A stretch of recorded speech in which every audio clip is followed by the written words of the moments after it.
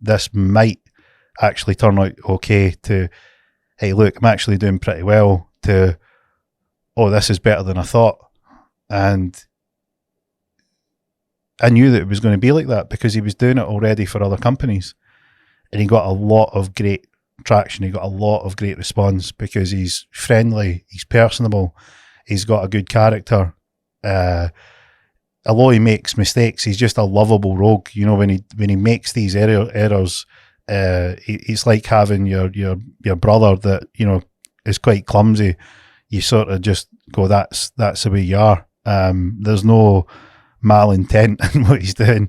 So you take him under your wing and you push him on because he needed pushed. That's what Paul needed. He needed pushed. And he came round to my property, came round to the house, sorry, talking in normal terms. He came round to the house and gave me his card for his birthday. And we were talking about this contract that was about to kick off.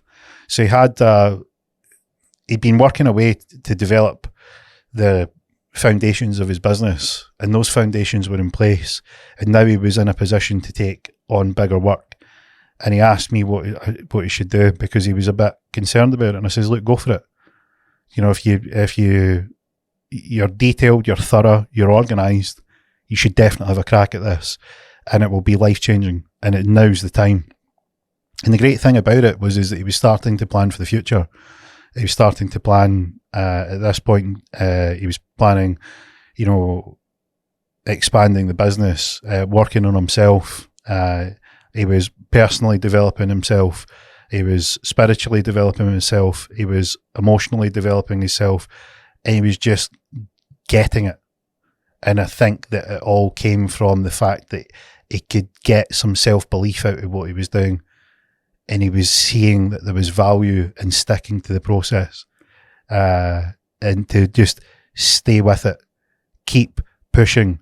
That mental fight happens every day, where you need to go to war with your mindset. The old you wants to pull you back, the new you is where you want to be, and it's a war, it's a tug of war. So he was winning the war. He was winning the battle, and it was showing up in his results, showing up in his life, his personal life, his home life, his relationships, you know, with his friends and family. It was showing up in just his well-being. He was looking better, he was training better, he was more focused, and it was like he was ready to take off, just like I knew he would.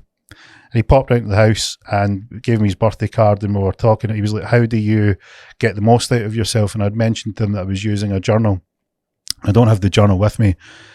And the journal, I said, look, this is what I do. And I plan out my big plan, and then I filter the big plan down into how I can take action daily to get closer to that plan. And this process, this format, is the best one that I've used that I think works for me. And I showed him my journal, and I showed him my goals, because we're great friends. There was no reason why I shouldn't show him it.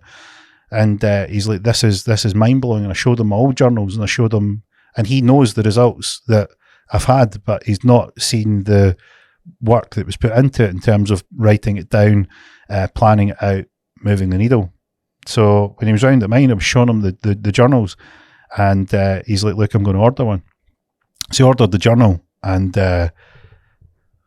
he he ordered the journal just before he left mine. He says, that's the order, it should be here in a few days. And I was like, good, well, let me know and we can talk. I'll help you with it. I'll help you go through it.